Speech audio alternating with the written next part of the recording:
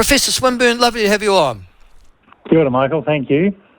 It's extraordinary, isn't it? Generation. Gone from, we have got a country that's, a world that's malnourished because it's a lack of food, to, in a generation, we've got this enormous obesity epidemic internationally.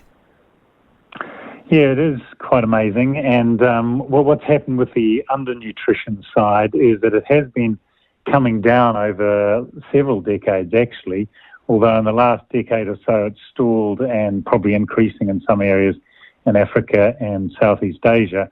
But as you point out, what's really taken over is this kind of pandemic of obesity that's hit every country except for a few war-torn countries. Even low-income countries in Africa and Southeast Asia are now getting quite a bit of obesity and diabetes coming up. And so this is, they're both coming from the food system, of course, and so this is now being referred to by WHO as malnutrition in all its forms. So in other words, not seeing these as separate entities, but of expressions of a food system that is food and economic systems that are creating multiple food problems and nutrition problems, not just one or the other. So, I think we need to really see it in totality, that these are caused by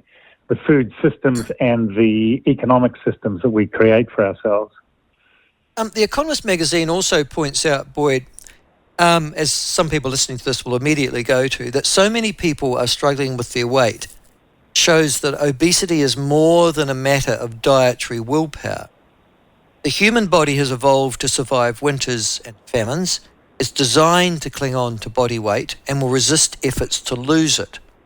And then it makes this point: a superabundance of cheap, ultra-processed food has also triggered overeating, just as lifestyles have become more sedentary. Is that what you would consider to be the cause of the problem? Yeah, I do. And I think in the last decade or so, this concept of ultra-processed foods has come to the fore. We've been debating for decades, and I've been part of this as well, high fat, low fat, high carbohydrate, sugar, all that sort of thing. But the concept of ultra-processed foods is a much broader, encompassing one, whereby, yes, there's a lot of fat, salt and sugar put into the foods, but the foods, when they are manufactured in these factories, first of all, they lose all the food matrix, all the food structure, and they're put together with not only sugar, fat and salt, but also a whole pile of colorings and additives and things that make the food ultra palatable. And this is a way of kind of, I guess, manipulating the food products so that they're kind of irresistible and so easy to overconsume. And there have been trials of putting people on these ultra-processed foods, and people kind of eat them quickly. They don't feel all that full, and it's just so easy to overeat total calories. And I think that's a sensible way of kind of looking at what is driving this whole pandemic of obesity, because the ultra-processed food system has been big in Western countries for a long time and is now intruding heavily into low and middle income countries and displacing their traditional diets. And with it, we see the increase in obesity.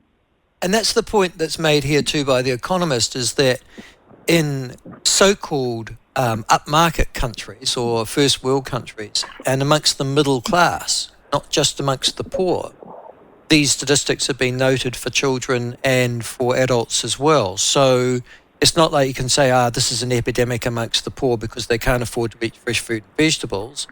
It's extended itself into the middle class as well, who can afford to eat fresh fruit and vegetables. Yeah, there's a thing called the obesity transition. So a poor country, when it first starts lifting its GDP and its income and its wealth, the first group of people to start showing up in the obesity stats are actually urban, high-income, middle-aged women. Yeah. And then as time progresses and that population, gets wealthier and time passes on. The men catch up with the women. It switches to more rural areas, and the socio-economic gradient, especially in women, flips. So in other words, you get to the position like New Zealand now is in now, and most other high-income countries, where there's much more obesity amongst low-income populations. And so, it's a kind of transition. So it affects everyone within the population, but to varying degrees and depending on the stage of transition, economic transition of the country.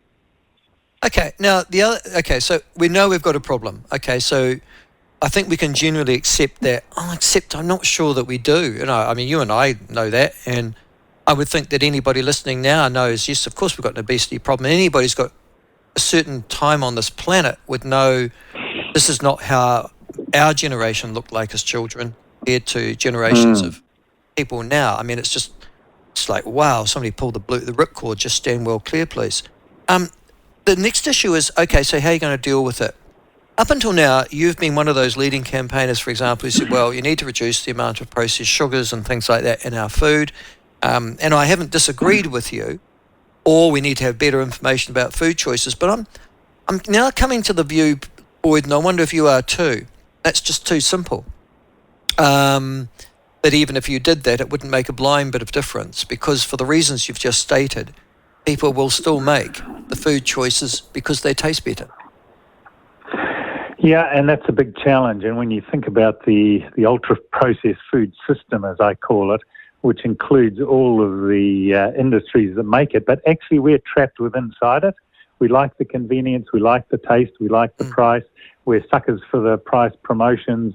It changes our taste buds. It hooks into our neurological circuit so that we're sort of a bit addicted to it. So we do have to recognise that we are part of this whole system, and that's going to make it really difficult to reduce it. We don't actually know what proportion of our diet is ultra-processed foods, because we haven't had a nutrition survey for 15 or so years, 20 years. But we guess that it's probably around 45%. So that's a big hunk of our diet that comes from these foods, which have been well demonstrated to promote weight gain.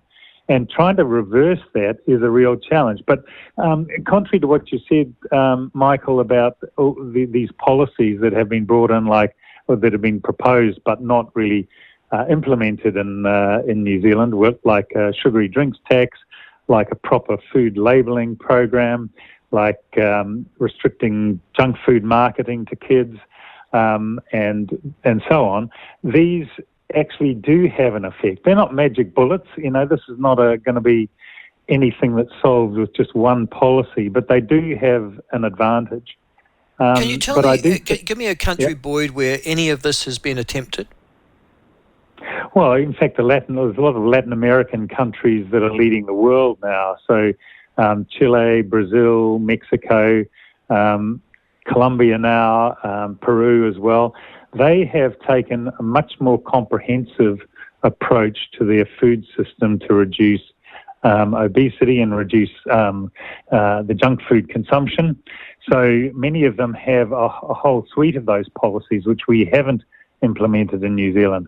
And each one of them contributes, and collectively they add value, and so you see consumption of sugary drinks goes down, the purchases of junk food at supermarkets that now have warning labels on them if they're high in sugar and salt and fat has changed. So, they've at least had a go at it, and the research, the evaluation research shows, it's starting to make a difference in those consumption variables.